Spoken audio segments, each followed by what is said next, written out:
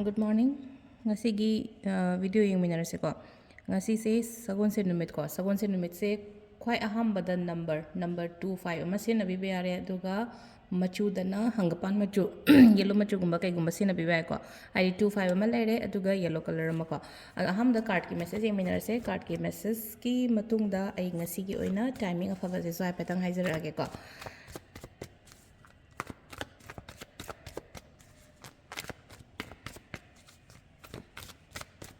Ado akhoi na nutigi choose ta wol maina ko card ahum katang lo those ko sidagi 3 cards katang lo those 3 cards sidagi aina pama makhala se ko card number 1 card number 2 and card number 3 ko 1 2 3 ko ahamba khanba ngai ani shuba khanba ngai ahum shuba hadi khanbiro ko aduga amamam sum yenga se ko first ko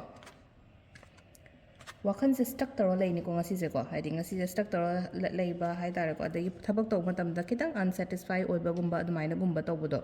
haidi sida ko sida akoina to gadau se kai do hai kan sida ko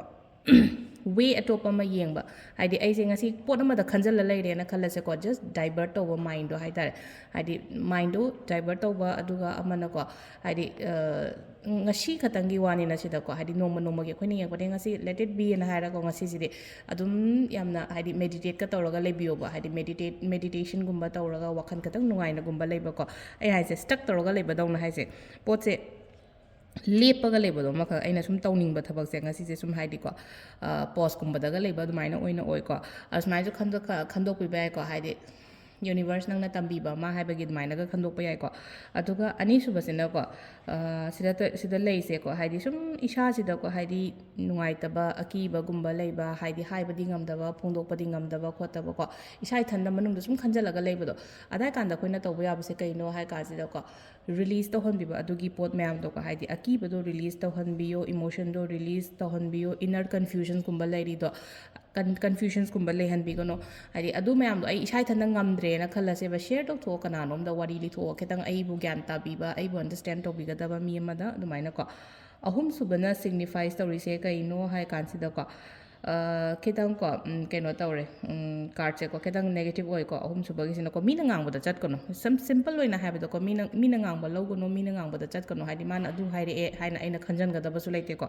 haidi keno to tho haidi manipulate kumba toro ko ko leina ko mi sing sina haidi adu aina thaba ma chat ke haraga haidi ma sina ngang sil aga haidi aina ga haidi down ga chat pa khopa adu ma myam to kem to kono ba dagi aina tawdori ba thabak se mi interest hat pa so yam leina ko adu mai toroga haidi adum ba su le ko haidi pesa sa gi kai oina haraga di piru no si ngasi gi oina ko mina kainoma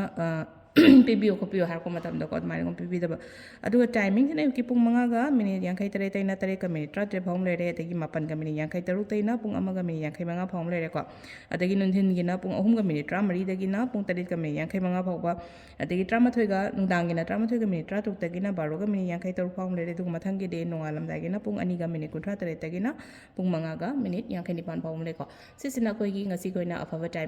timing se koi na thabak chathok ko matam da hai tare ko minute manga tara ka ki difference da sigi timing se pai ngasai gi amma ma khadi sakada do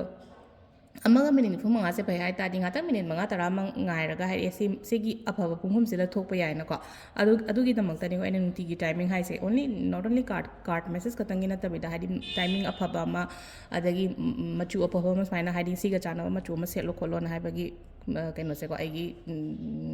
aina mayam da sum kaino to ning ba share to ning ba se ko adu sida leire khoi gi ngasi gi card ki message se thank you